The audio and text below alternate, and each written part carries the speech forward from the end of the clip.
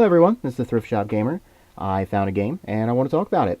It's something that I have very fond memories of from when I was a child. It's called Tactics Ogre, the Knight of Lodis, as you can see here on the side of the screen.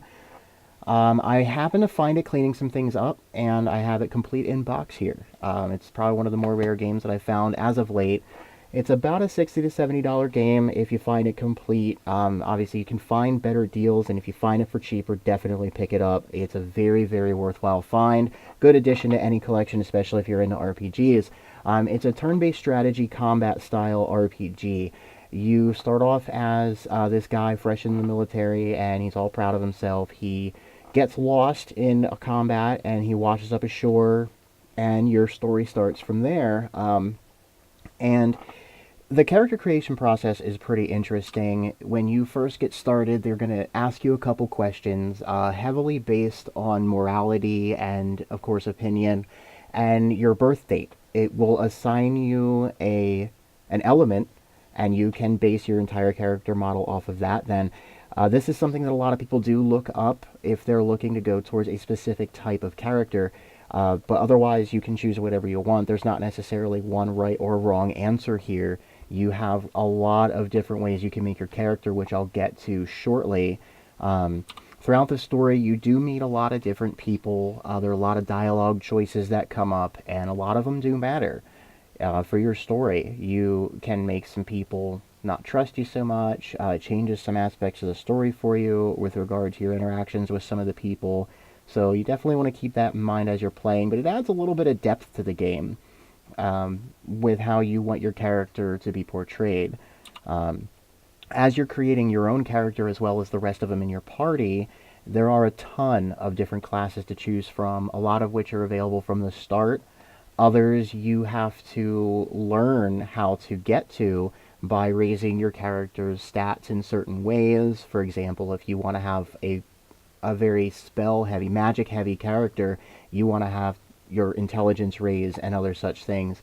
If you want your warrior types, you want your strength up, and there are other combinations of that, like the warlock, that you have to have a little bit of both, as well as many other hidden classes that are hard to find unless you look them up, to be honest with you. But part of the thrill is to look for them. And it really adds a lot of replay value to this game as well, because you can make different teams. You hire people at the pubs, and you can raise them however you want.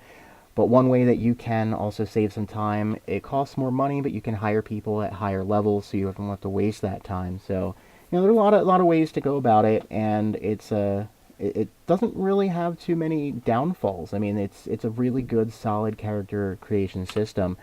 The battle is, of course, turn-based, like I said earlier. It's all a grid system, just like a lot of other games, such as Final Fantasy Tactics and Disgaea. I don't like having to compare anything to Disgaea, as much as I do enjoy that game. But anyway, like I said, it's a very worthwhile game. You can play it with your friends. It's a little bit of nostalgia to get out that link cable and connect two Game Boy Advance systems together and have to battle that way. It's a lot of kids nowadays have no idea what the hell that even is, because everything's wireless now. You can do everything over the internet. But there's just something that you can't replicate it, just having to get together with your friends and connect your systems together. But anyway, I digress. Like I said, great game. It's if you find it just the cartridge only, you might be able to find it for $25-30. Like I said, not an incredibly expensive game to find. However, I definitely recommend picking this up. A lot of hours spent on this game, and I'll still spend more now that I found it again. I'll go fire up my DS, or my SP, I mean, and play that again. Maybe I'll do some gameplay videos of it at some point, but in any case, this Thrift Shop Gamer, hope that you enjoyed all of this. If you did, please subscribe. I definitely will appreciate it. Now that I've started to work out some of the kinks here, I'm going to do a lot more videos, so I hope that everybody has a good day or night or whatever the case may be for where you're at. Have a good one, guys.